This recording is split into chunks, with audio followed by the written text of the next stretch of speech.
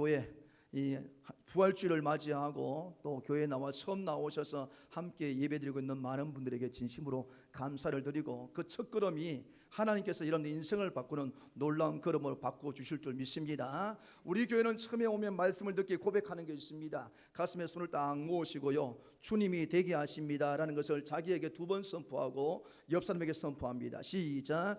주님이 되게 하십니다. 주님이 되게 하십니다. 옆 사람 보고 시작. 주님이 되게 하십니다. 너희들 오늘 세례 받았는데 왜 안 하니? 안 한다는 말은 니는 못 돼도 좋고 누구만 잘 되면 된다, 내만 잘 되면 된다. 여러분, 우리 기독교 정신은 내만 잘 되는 것이 아니라 나 옆에 있는 사람들에게 선한 영이 미쳐져서 그들도 잘 되어주시는 그런 은혜가 있기를 주님 이름으로 부탁을 드립니다. 저는 여러분에게 이 말씀을 전하기 전에 가장 먼저 한 가지 질문을 좀 던져보고자 합니다. 그 질문은 다른 것이 아니라 이 세상에 수많은 종교가 있는데요, 그 종교 가운데 죽었다가 다시 특별하게 살아난 것을 기념하고 있는 종교가 있는가라는 질문을 던져보고자 합니다. 저도 챗GPT한테 물어봤어요. 야, 죽은 가운데 다시 특별하게 살아나서 그것을 기념하고 지키는 종교가 있느냐라고 찾아봤더니 딱 답이 뭐냐? 기독교만 지킵니다.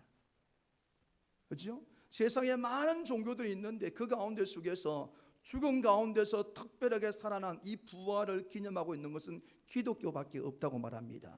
불교는 부처의 탄생을 기념합니다. 이슬람은 마호멧의 계시를 기념하고 있고요, 유교는 조상을 기리는 전통을 중요하게 여깁니다. 불교든 이슬람이든 그리고 유교든 그들의 하나의 공통점은 뭐냐? 살아난 기적을 전혀 모르고 있고, 그들은 하나같이 뭘 기념하느냐? 죽었던 것에 대해서 기념하는 가운데 있습니다. 그런데 우리 기독교만큼은 뭘 하고 있어요? 죽은 것을 기념하는 것이 아니라 무엇을 놓고? 죽은 가운데 살아난 놀라운 부흥, 놀라운 부활에 대한 것들을 우리가 지키고 있다. 이것이 바로 우리에게 하나님의 진리를 알고 있다는 것을 깨닫게 만드는 것입니다. 성경을 보면 예수님이 이 땅에 사시는 동안에 수많은 기적을 베풀었습니다. 길을 가는데도 처음 공생에 시작할 때 그 동네에 잔치가 벌어졌는데 호린 잔치 때 뭐가 떨어집니까? 포도주가 떨어지는 바람에 그 포도주가 없으니까 예수님께서 그 물로서 가장 질이 좋은 포도주로 바꾸는 기적을 보입니다. 병든 자가 있을 때 병을 고치셨고, 귀신 들린 자가 있을 때 귀신을 쫓아내셨고, 어떤 문제를 만나든 간에 예수님께서 그 문제를 거부하고 돌아가신 일이 없습니다. 모든 삶에는 하나같이 뭐가 나왔어요? 우리가 말하는 기적을 이루신 분이 바로 우리가 믿는 주님입니다. 그런데 성경을 보니까 그 많은 기적들 가운데, 사람들에게 보였던 그런 기적들 가운데 속에서도 성경은 딱 2가지의 모든 포커스를 잡고 있어요. 뭘 고쳤느냐? 귀신을 쫓아, 물론 기적이지만은 성경에서 말하고 싶은 것은 딱 2가지예요. 따라합시다. 십자가에서 죽으심과 부활하심. 이게 성경이에요. 성경에 다른 이해가 많음에도 불구하고 성경은 계속해서 예수님이 죽으셨다, 그리고 죽으신 거 끝나지 않고 부활하심에 대한 것들을 말씀을 하고 있습니다. 왜 예수님의 죽으심을 성경이 강조하고 있을까요? 로마서 3장 23절 말씀에 우리에게 이렇게 말씀을 합니다. 한번 읽어봅니다. 시작. 모든 사람이 죄를 범하였으되 하나님의 영광에 이르지 못하더니. 자, 물어봅시다. 죄가 있는 자는 하나님 영광에 갈 수가 있습니까? 없습니까? 없습니다. 그런데 그 죄를 십자가에서 예수님이 다 짊어지신 거예요. 아멘. 하나님 관계가 끊어졌던 모든 죄를 예수님께서 십자가에서 죄가 없으신 인간의 몸을 입고 오신 예수님께서 죽어주심으로 말미암아 내가 죄인인데 하나님 만나지 못하는데 예수님 통하여 만나게 될 수 있는 길이 열려졌기 때문에 당연히 기독교는 무엇을 말할 수밖에 없느냐? 예수님의 죽으심에 대해서 말할 수밖에 없게 되어집니다. 독일의 신학자 칼 바르트는 이런 말을 합니다. 한번 읽어볼까요? 시작. 기독교는 부활이 없다면 아무것도 아니다. 2번째로 우리가 뭘 중요하게 생깁니까? 교회에서는 부활에 대한 것들을 강하게 말씀을 합니다. 부활이 뭡니까? 죽었다가 다시 살아났다. 저희 큰형이 죽었다가 다시 살아났고 지금 있어요. 예수님 아니에요. 오해하면 안 됩니다. 옛날 군대 갔다가 팀 스프리트 훈련 나갔다가 그만 이 가슴에 압박이 와서 죽었습니다. 죽었다가 후송 조치하는 가운데 깨어났습니다. 지금도 살아 있습니다. 살았는데 예수 안 믿고 있습니다. 지금 계속 복음을 전해도 안 받아들이고 있어요. 여러분, 그래도 죽었다가 살아나도 나중에 되면 또 어떻게 돼? 사람은 죽게 됩니다. 그런데 죽었다가 살아나서 지금도 죽지 않고 계신 분이 누굴까요? 성경 한 번밖에 없습니다. 성경은 오직 예수님 뿐이라고 우리에게 말씀을 합니다. 좀 전에 말했듯이 칼 바르트가 말하기를 기독교는 뭐가 없으면은, 부활이 없으면 아무것도 아니에요. 이 말은 기독교는 단순히 좋은 가르침이나 도덕적 윤리적인 것을 가르치는 곳이 아니란 말입니다. 부활이라는 사건 위에서 우리의 신앙을 세우고 가야 된다라는 것을 우리에게 말해주고 있는 것이죠. 그래서 성경도 말해요. 이거 없으면 아무것도 아니야. 고린도전서 15장 14절 우리에게 이렇게 말하죠. 시작. 그리스도께서 다시 살아나지 않으셨다면 우리가 전파하는 것도 헛것이요 또 너희 믿음도 헛것이라. 아멘. 부활이 없다. 죽는 건 누구나 다 죽습니다. 그런데 그 죽음 가운데서 살아난 이 부활을 우리에게 없다라면은 오늘 우리가 믿음을 갖고 있는 것도 아무 의미가 없고, 우리가 다니면서 복음 전해도 결국은 죽음에 끝나니까 전할 필요가 없는 헛된 것이라고 그렇게 사도 바울은 우리에게 가르쳐주고 있습니다. 세상의 사람들은 끝에 대한 두려움들 다 가지고 있습니다. 그래서 인생의 끝을 두려워하고, 관계의 끝을 두려워하고, 귀의 끝을 두려워하고, 죽음이라는 끝을 두려워하며 살아갈 수밖에 없습니다. 그래서 우리에게 정말 풀지 못한 문제, 어려움이 생기면 나도 모르게 그 가운데 끝인가? 내 몸에 들어온 질병 때문에 내가 아무것도 할 수 없는 처지가 되어졌을 때, 내게 갑자기 찾아온 이런 어떤 문제로 내가 힘쓸 수 없는 그런 처지에 놓이면 우리는 스스로 말합니다. 이게 끝인가? 내가 아무것도 할 수 없는 그런 존재인가? 라는 것이 그 마음과 생각을 지배해버리게 됩니다. 그런데 여러분, 오늘 부활주일은요, 이 상식을 뒤집어버리는 날인 줄 믿으시기 바랍니다. 끝났다, 죽었다라고 생각했던 그 가운데 속에 우리 주님은 부활하셨다는 말입니다. 내가 아무것도 할 수 없고 끝난 것처럼 보이는 그런 자리라 할지라도 우리 주님은 우리에게 뭐라느냐? 이 부활절 예배를 지키시면서 야, 그 끝이 아니야. 끝인 거 보이지만 뭘로 시작되어지느냐? 새로운 시작이 너에게 열릴 것이다. 할렐루야. 이 부활절을 통해서 우리에게 주시는 하나님의 메시지를 믿으시길 바랍니다. 그래서 오늘 우리는 예수님의 가장 큰 기적은 다른 것이 아니라 죽음에서 승리하신 부활인 것입니다. 오늘 우리가 읽은 본문 무엇을 말하고 있습니까?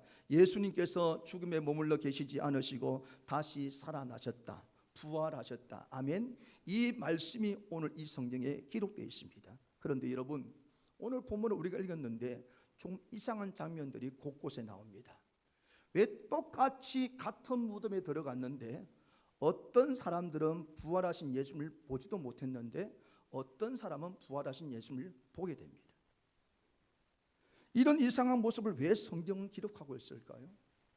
똑같은 사람이고 똑같은 환경에 있고 똑같은 예수를 믿는 사람이면 똑같이 예수님을 보지 않거나 똑같이 예수님을 보는 것이 나을 것인데, 주님을 따라 예수님을 따라다녔던 그 사람들 가운데 어떤 사람은 예수님을 보지도 못하고 어떤 사람은 예수님을 봤다 안 봤다? 봤다라고 오늘 성경은 말씀을 합니다. 왜 그럴까요? 어떤 면에서는 이 말씀을 우리에게 알려주신 것은 우리가 더 성공적인 믿음의 길로 걸어가기 위해서 무엇이 필요한가라는 것을 알려주기 위해서 이 말씀을 기록했다고 볼 수 있습니다. 더 쉽게 말씀을 드리면 성공적인 믿음의 삶을 살아가는 비결은 무엇이 존재하느냐 존재하지 않느냐 이게 중요하지 않다는 말입니다.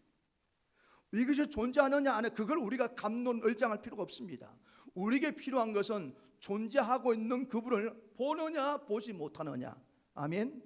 우리가 무엇을 있다 없다라고 말하는 것이 아니라 정말로 그것을 보고 있느냐 보지 못하에 따라서 우리의 믿음 생활이 성장이 되는 믿음이 될 수도 있지만 그렇지 않고 그 자리에 머물러 있는 그런 삶도 살아갈 수 있는 존재가 되는 것이죠. 그런데 오늘 본문을 보십시오. 오늘 본문에 보면 베드로와 요한이 무덤에 도착했을 때는 그들은 천사를 봤어요, 못 봤어요? 봤어요, 못 봤어요? 오늘 본문 읽은 지가 이제 15분밖에 안 지났는데 봤어요? 그 어느 성경입니까, 권사님? 제 성경에는 안 본 걸로 나오는데 베드로와 요한은 보지를 못했습니다. 왜? 막달라 마리아가 예수님 새벽에 무덤에 와서 보니까 무덤을 막고 있는 돌이 옆으로 옮겨진 겁니다. 그러다 보니까 너무 두려운 마음에 무덤 안에 들어가지도 못하고 바로 뛰어서 누구한테 갔어요? 제자들한테 갔습니다. 그래서 문이 열렸다, 아무도 문제가 있다 라고 하니까 빨리 나온 사람이 누구냐면 베드로와 요한입니다. 성경에 보니까 베드로가 일찍 도착했다 이 말을 보면은 베드로는 달리기를 잘했단 말입니다. 그런데 베드로 요한이 들어가서 보니까 뭐만 있느냐? 예수님 누우셨던 그 자리에 예수님 죽음을 싸고 있던 세마포, 여러분 미라 보신 적 있죠? 미라. 그런 천들만 놓여 있고 머리에 쌌던 두건은 옆에 떨어진 채 정리되어 있는 그런 모습을 보고 베드로와 요한은 나왔습니다. 그런데 그 안에 들어갔음에도 불구하고 보지 못했는데 그 다음에 막달라 마리아는 그 동굴에 발을 들이는 순간에 뭘 보느냐? 천사를 보게 되어지고 예수님을 보는 장면이 일어나게 되어집니다. 여러분 왜 이런 일이 일어났을까요? 갑자기 베드로와 요한이 그 안에 들어갔을 때는 천사가 사라져 버린 겁니까? 아니면은 이 막달라 마리아가 들어갔을 때가 갑자기 천사가 뿅 하고 나타나서 보여준 걸까요? 저는 그렇게 생각하지 않습니다. 천사는 그 무덤 안에 그대로 존재하고 있었을 것입니다. 그런데 누구는 보지 못했어요. 베드로와 요한은 보지 못했어요. 그런데 막달라 마리아는 그걸 봤어요. 무슨 차이일까요? 물어볼까요? 영적인 세계는 우리가 보고 싶다고 볼 수 있나요? 볼 수 있습니까? 못 봅니다. 그런데 누가 열어주면 우리의 주님이 우리의 영적인 세계를 열어주면 보게 될 줄로 믿습니다. 그럼 결국은 막달라 마리아가 그 안에 들어가서 그 천사를 보게 된 것은 우리 주님께서 그 마음에 볼 수 있는 길을 열어줬기 때문에 가능하다고 볼 수가 있다는 말입니다. 칼빈의 해석을 보면 뭐라느냐? 이렇게 해석을 합니다. 칼빈은 베드로와 요한, 막달라 마리아의 차이점이 뭐냐라고 했더니 따라합니다. 머물매 차이였다. 머물매 차이였습니다. 베드로와 요한은 이 무덤에 들어와서 제일 하고 있는 것이 뭐냐면 예수님의 존재가 어디 있느냐라고 관심이 있는 것이 아니라 어떻게 사라졌는가에 대한 증거를 확인하는 모습만 보입니다. 들어와서 세마포를 확인하고 머리에 썼던 그 모자에 대한 사람을 확인하고 그들은 떠나가 버립니다. 그런데 그들이 떠나간 자리에서 막달라 마리아는 전혀 떠나지 않습니다. 그의 마음에는 온통 예수님을 집중하면서 그곳에 계속해서 머무르면서 안타까운 마음으로 주님을 생각하면서 그 발걸음을 무덤 안으로 발을 들었을 때 뭐가 되지요? 그때 천사가 보이는 일들이 일어나게 되어졌습니다. 방금 말씀드렸죠. 영적인 존재, 천사를 내가 보고 싶다고 볼 수 있는 것은 아닙니다. 하나님께서 우리의 영의 눈을 뜨게 하셔야만 볼 수 있게 되어지는 것입니다. 그래서 저는 이 칼빈의 해석을 보면서 이런 생각이 들었습니다. 맞다. 우리 주님이 우리에게 원하시는 것은 결국 뭐냐? 따라합시다. 머무르는 것이다. 예, 이런 환경 속에도, 저런 환경 속에서도 그분을 생각하는 간절한 마음을 가지고 그분께 머무르게 되어지면 인간적으로 볼 때는 아무도 볼 수 없는 그런 존재지만은 하나님께서 우리 눈을 열어주실 때 그 가슴에 주님을 떠나지 않는 간절한 마음으로 그분을 바라볼 때 하나님께서 눈을 뜨게 하셔서 그분을 보게 만드는 일들을 하나님께서 해주게 되는 것이죠. 모든 것이 비어져 있는 것을 바라보면서도 막달라 마리아는 울면서 주님을 향한 마음을 가지고 그 자리에 있었습니다. 그랬더니 영적 세계가 그에게 열려지게 되어졌습니다. 구약 성경의 한나를 보십시오. 한나가 자식이 없어서 얼마나 힘듭니까? 그런데 그는 어디로 가지요? 성전에 가서 그냥 머무릅니다. 간절하게 하나님 앞에 성전에서 머무릅니다. 얼마나 머물렀던지 그 당시에 제사장 엘리 제사장이 뒤에서 쳐다보니까 한나가 뭘 취한 것처럼 보였어요. 술 취한 것처럼 몸이 이렇게 흔들리면서 그냥 계속 아버지 하면서 그냥 그 마음을 하나님 앞에 쏟아불고 머무르 있는 그런 모습을 보였을 때 그때 하나님께서 어떤 은혜를 베풀죠? 할 수 없는 일들, 되지 않는 일들을 한나에게 그대로 이루어 주시잖아요. 그게 뭡니까? 아들이 없던 그에게 사무엘이라는 귀한 아들을 선물로 내어주시게 되어졌습니다. 성도 여러분, 저는 이 시간을 통하여 여러분들에게 말씀을 드립니다. 눈에 보이는 것만 집중하지 말고 눈에 보이지 않는 하나님 앞에 오랫동안 머무시기를 바랍니다. 아멘. 그냥 살짝 왔다 가는 것이 아니라 우리 교회도 있습니다, 여러분. 우리 교회에도 저녁에 오시면은 꼭 집에서 저녁을 대접하고 정리하고 와서요, 교회 지하실에서 밤을 새워가면서 찬양하고 기도하는 분들이 있습니다. 여러분, 저는 확신합니다. 그분의 가문은 망하지 않을 거라고. 왜냐하면은 하나님 앞에 머물자요. 우리 집에 있으면 그렇게 합니까? 그렇게 하시면 괜찮아요. 집에서도 아이를 재우고 남편하고 잠이 오지 않거든 거실에서 앉아서 내 나름대로 조용히 기도하고 찬송하면서 하나님과의 만남의 시간을 지속하고 머무는 시간이 길어지면 그 가문은 삽니다. 근데 그렇지 않을 게 많습니다. 그런데 우리 교회에도 그런 분이 있다는 말은, 한나 같은 분이 있다는 말은, 그분에게는 하나님께서 놀라운 영적 세계를 열어서 그 가문이 하나님 앞에 쓰임받는 일들을 하나님 만들어 주실 줄 믿습니다. 예수님의 가장 큰 기적은 뭘까? 부활입니다. 그럼 이 부활을 통하여 하나님은 우리에게 무슨 말씀을 하시고자 할까?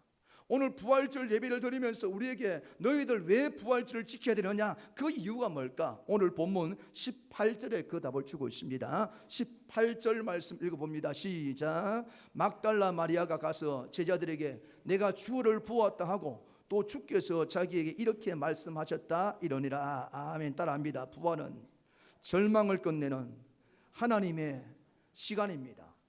부활은 절망을 끝내는 하나님의 새로운 시작입니다. 막달라 마리아는 새벽에 무덤으로 갑니다. 여러분, 그 새벽에 무덤으로 향하고 있는 막달라 마리아의 마음은 어떨까요? 십자가에 죽어서 그 시신이 무덤 안에 있다는 그 자체만으로 막달라 마리아는 어때요? 마음에 아픔과 절망이 가득할 수밖에 없게 되어집니다. 그런데 와서 보니까 뭐가 열려져 있어요? 문이, 돌로 막아놨던 돌이 이동되어져서 문이 열려있는 그런 모습을 보게 되어집니다. 또 나중에 보니까 세마포만, 예수님 쌌던 세마포만 존재하고 예수님이 없다. 여러분, 이걸 보는 순간에 지금까지도 절망인데 더 큰 절망이 그 가운데 몰려오지 않았을까요? 예수님 죽은 것도 너무 가슴 아픈 일인데 내가 사랑하는 예수님의 시신이 어디론가 사라져버렸다. 여러분, 이게 얼마나 큰 아픔이에요. 우리가 주변 그런 사고 만나잖아요. 얼마 전에 무한항공 사고 났지 않습니까? 시신을 수습 못했습니다. 나중에 몇 달 지나서 보니까 그 불이 나서 태워진 그 밑에 뼈만 남은 채 있는 그 소식을 들었을 때 가족들이 얼마나 가슴이 아픕니까? 똑같은 거예요. 십자가에 죽은 걸로 끝나도 가슴이 아픈데 그 시신에 돌문이 열려서 시신이 사라졌다? 아마 이 막달라 마리아의 절망은 말할 수 없는 엄청난 절망감에 놓여지고 말았습니다. 하지만 그 현장은 하나님께서 절망을 끊어버리고 희망의 자리로 이미 바꾸어 놨습니다. 아멘. 무슨 말인지 이해되십니까? 막달라 마리아는 너무너무 계속 두렵고 무서운 일이 벌어졌는데 하나님은 벌써 그 절망을 끊어놓고 해결할 만한 놀라운 일을 행하여 놨다. 그게 뭐죠? 예수님이 죽은 가운데 살아났다. 할렐루야. 여러분, 이 장면을 한번 생각해 보십시오. 절망을 확인하러 갔는데 절망이 사라지지 않았고, 죽음을 확인하러 갔는데 죽음이 아닌 다른 것들이 그 자리에 존재하고 결국은 살아난 것을 경험하게 됐다. 이게 도저히 있을 수 있는 일인가? 우리 인간적인 방법은 있을 수 없는 일이라고 말을 할 수밖에 없습니다. 이게 말이 안 되는 일들이 이 무덤 안에 일어난 거예요. 죽은 것은 죽은 겁니다. 근데 죽은 것이 사라지고 죽은 것이 새롭게 살아남을 당했다. 이게 불가능한 일이잖아요. 그런데 이 불가능한 일은 누구는 해요? 고백을 해보십시오. 누구에게는 가능해요? 하나님에게는 가능하죠. 할렐루야. 우리는 죽으면 끝입니다. 그런데 그 죽은 자를 다시금 살릴 수 있는 분은 우리의 영역이 아니라 오직 누구만이 할 수 있느냐? 하나님만이 할 수 있다는 사실을 알려주는 것이죠. 성경을 읽고 또 읽으면서 깨닫게 되는 사실 한 가지가 있습니다. 그것은 사람들이 끝이라고 말하는 그 자리는 하나님 편에서는 시작이 될 수 있다는 사실입니다. 아멘. 우린 끝입니다. 그런데 하나님은 뭐라느냐? 너 끝 아니야. 시작이야. 네 노력까지 해봤는데 안 되지. 그러니까 이제 내가 할 거야. 내가 하면은 네가 생각하는 건 다른 일들이 일어날 거야. 이사야 53장에 보면 예수님께서 십자가에 못 박혀 죽을 것을 기록합니다. 예수님께서 그곳에서 찔림을 당하고 상함을 받고 죽임을 당할 거라고 말씀합니다. 그런데 그걸로 끝나지 않고 이어서 계속 뭐라느냐? 그분이 다시금 살아난다는 사실을 말씀을 해주고 있습니다. 성도 여러분, 우리 인생도 똑같습니다. 우린 종종 인생의 무덤 앞에 서게 됩니다. 광괴의 무덤, 건강의 무덤, 실패의 무덤, 경제의 무덤, 꿈의 무덤. 죄송하지만 어저께 제가 뉴스를 보니까 20대, 30대 젊은 층에서 암이 지금 급속도로 증가 추세에 있다고 합니다. 이유는 보니까 밤에 잠을 자지 않는 것들, 패스트푸드 음식 먹는 것들, 이런 다양한 여러 가지 때문에 점점 우리 젊은 세대들이 이 암이라는 질병성에 노출되는 일들이 일어나고 있다는 말이죠. 이 인생의 무덤이잖아요. 그런 자리에 놓이면 내가 살 가치가 느껴지겠습니까? 이 인생의 무덤 속에 우리는 만날 수밖에 없습니다. 그러면 그 자리에서 뭐라 합니까? 끝났다, 더 이상 방법이 없다, 나는 이제 여기까지가 내 인생의 끝인가 보네 라고 생각할 것입니다. 그런데 우리 주님 뭐라 하는지 압니까? 그거 끝 아니야. 너는 끝으로 보일지 몰라도 내가 시작하면 어떻게 될까요? 끝은 새로운 시작이 된다는 사실을 오늘 부활을 통해서 우리에게 말씀을 하고 있습니다. 영국의 신학자였던 존 스타트도 이런 말을 합니다. 한번 볼까요? 시작. 부활은 하나님이 인간의 절망에 던지신 가장 강력한 반전이다. 당연하게 죽는 것은 끝나는 것인데 하나님은 우리 인생에 뭘 주기 원하느냐? 반전을 주기 원해요. 그 반전의 예표가 뭐냐? 예수님께서 죽은 가운데서 살아났다. 할렐루야. 이걸 그냥 기념하라고 하는 것이 아닙니다, 여러분. 부활이 우리에게 부활절 기념하라고 모이라고 하신 것이 아니란 말입니다. 이 부활절을 통해서 우리 주님은 뭐라 하느냐? 봤지, 들었지, 나 예수가 죽은 가운데서 부활했지, 너희들도 죽을 것 같아, 내가 살려줄 거야. 아멘. 이 말씀을 오늘 이 예배를 통해서 우리에게 들려준 하나님의 음성인 것이죠. 여러분, 오늘 그래서 우리가 부활절 감사를 예배를 드리면서 우리를 끝이라고 생각하는 분이 계시거든. 고백을 바꾸시기 바랍니다. 우리 주님이 우리를 다시금 시작하기 위해서 이 자리에 불러주십니다. 그러니까 제발 여러분들 입에서 자꾸 끝이란 말 하지 마십시오. 우리 집 끝이다, 우리 자녀 끝이다, 내 인생 끝이다, 우리 교회 끝이다, 내 직장 끝이다, 이런 말 하지 마십시오. 그건 내 생각이고 우리 주님 뭘 말씀하느냐? 끝이 아니라 끝처럼 보여도 따라합시다. 주님이 하시면 됩니다. 이 말을 많이 하십시오. 왜? 들린 대로 행하는 하나님이 아니십니까? 그래서 오늘날 우리 고백들이 주님이 하시면 된다는 이 고백을 통하여서 부활의 역사를 경험할 수 있는 우리 모두가 되시기를 주님의 이름으로 축원합니다. 두 번째로 16절 말씀을 한번 읽어볼까요? 16절입니다. 16절 시작.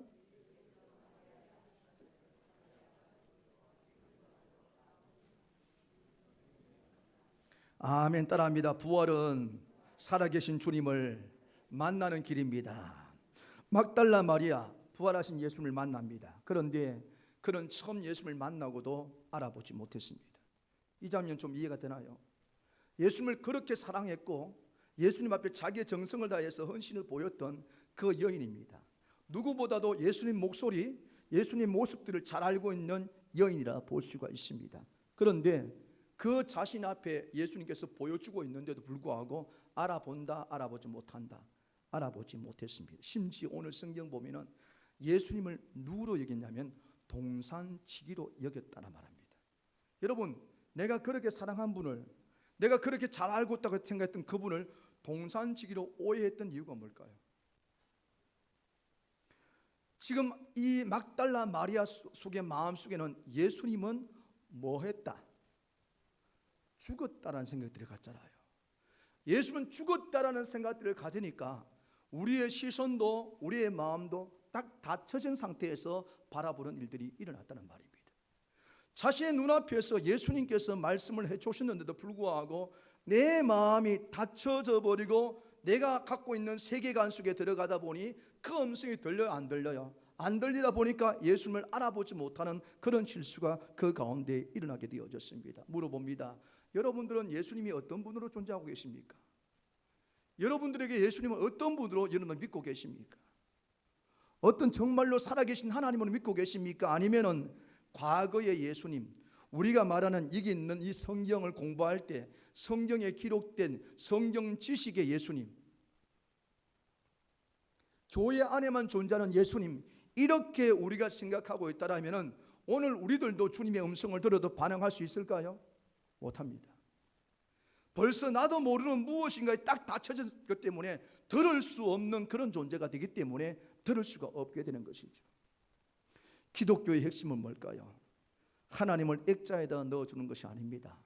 내가 걸어가고 있는 모든 삶의 영역에서 그분과 교제가 되어지고 그 음성을 듣고 그 음성에 반응하면서 믿음의 삶들을 살아가는 것이 우리 기독교의 핵심인 줄 믿으시기 바랍니다.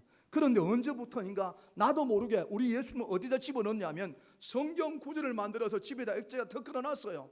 여러분들 차량에다가 십자가 만들어서 십자가에다 넣어놨어요. 우리 예수는 거기에 역사하는 분이 아니란 말입니다. 액자에만 들어가 있는 예수님이 아니란 말입니다. 우리 예수님은 이 부활 사건을 통해서 네가 죽을 것 같은 상황에 놓여도 어려움 속에 놓여도 나는 살아있는 하나님으로 너에게 역사할 거야. 할렐루야. 그런 하나님이 되기 원하여서 우리에게 이런 말씀을 주고 이런 절기를 주셨다는 사실을 우리가 잊지 말아야 되는 것이죠. 성도 여러분, 예수님의 부르심은 단순한 부르심이 아닙니다.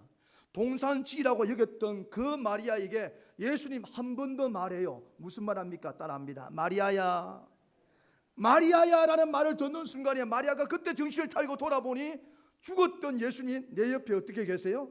멀쩡히 살아 계세요. 할렐루야. 여러분, 이 마리아의 심정이 어떨까요? 안아보고 싶지 않을까요? 뭐 말하고 싶지 않아도 막 안아보고 싶고 만지고 싶고. 그러니까 예수님께 딱 말해, 만지지 마. 우리 나오잖아 본문에.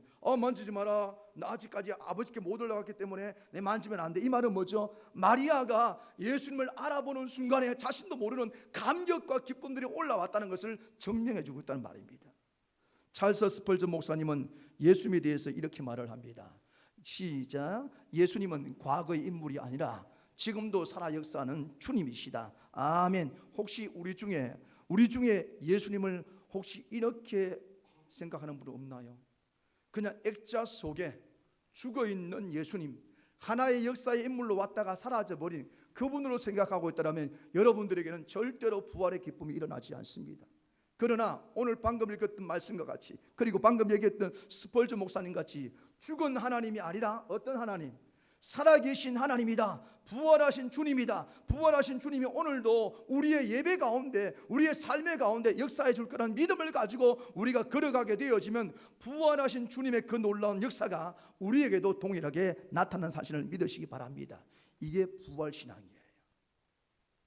이 모습을 우리가 바라봐야 될 줄로 믿습니다. 그러므로 더 이상 부활의 기적을 절기를 지키는 그런 존재들 되지 않길 바랍니다. 부활절 감사 예배를 드리니까 부활절 지켜야지. 마치 우리가 지나면 예수 안 믿는 사람들이 조상 제사할 때가 되어지면 저 사방팔방에 있다가 모여서 그곳에 절하고 음식 나누어 먹는 그런 절기가 아니란 말입니다. 이 절기를 통해서 우리 예수님 말하고 싶은 게 뭐예요? 너희들이 여기서 부활절 감사 예배를 드리면서 깨달아. 뭘 깨달아요? 나 죽은 하나님이 아니야. 너희들한테 이런 기억을 통해서 자꾸 읽게 하는 이유는 봐라, 죽었다가 살아났지? 너 인생 죽어 있어? 힘들어? 어려워? 내가 살려줄 거야. 그러니까 예배를 통해서 내 음성을 듣고 나에게 반응을 보인다라면 너희에게 동일하게 살아있는 주님으로 역사해 줄 거야. 할렐루야. 이것이 주님의 음성인 줄 믿으시기 바랍니다. 성도 여러분, 며칠 전에 제가 우연찮게 제가 설교와 찬양을 많이 듣거든요. 그러니까 이 유튜브 알고리즘이 당연히 그걸로 뜹니다.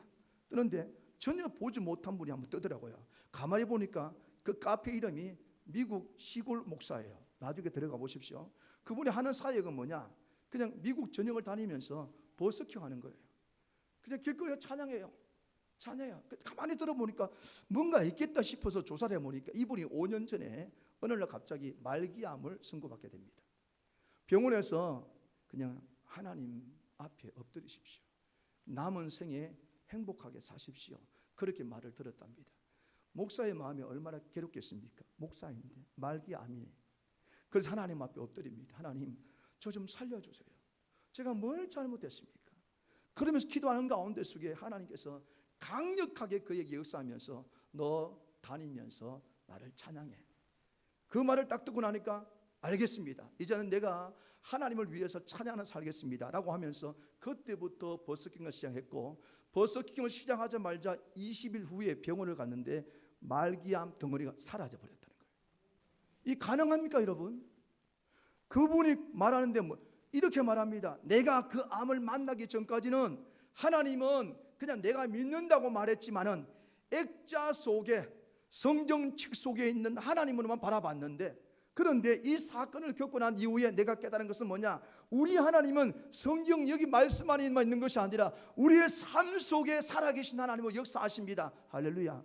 그래서 지금도 모든 곳곳을 다니면서 찬양하는 모습을 보는데 제가 얼마나 감동이 되는지, 저도 그래서 구독 신청하고요, 좋아요 누르고요, 그리고 좀 쌌습니다. 왜요? 감동이 오니까. 여러분, 왜 우리에게 절망이 찾아올까요?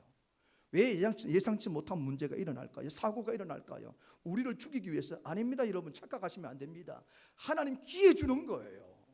너가 그렇게 살 수 있는데 이 사건, 이 고난, 이 질병, 이 문제를 통해서 내가 부활하신 하나님으로 너에게 역사할 거야. 그러니까 너는 너의 마음을 나한테 보여줘. 그러면 내가 너를 살릴게. 할렐루야. 이걸 주시기 위한 하나님의 메시지입니다. 오늘 우리는 부활절 이 자리에 앉았습니다. 부활의 소망을 붙잡고 우리가 이 자리에 선 줄로 믿습니다. 그런데 여러분, 머릿속에만 그것을 붙잡지 말고 오늘 살아있는 하나님의 음성을 붙들고 움직여 보시기 바랍니다. 그러면 부활절 절기가 아니고요, 오늘 기점으로 해서 부활하신 주님이 진짜 나의 주님이 되어주시고 부활하신 주님이 죽어가는 모든 것들을 살리는 놀라운 변화를 하나님께서 만들어 주실 줄 믿습니다. 이런 부활 신앙을 가지고 살아갈 수 있는 여러분 되시기를 주님의 이름으로 축원합니다. 살아계신 주님 감사합니다. 오늘도 불러주시고 하나님 앞에 섰습니다. 하나님, 죽음 가운데 부활하신 주님을 이야기로만 끝내지 말게 하시고 그분이 살아있음을 인정하고 그분을 의지하며 고백하며 말하며 행동할 때 우리들에게도 죽어가는 모든 것들이 살아나게 되는 놀라운 변화를 하나님 만들어 주시옵소서. 모든 것을 주님께 맡기오며 거룩하신 예수님의 이름으로 기도 올리옵나이다.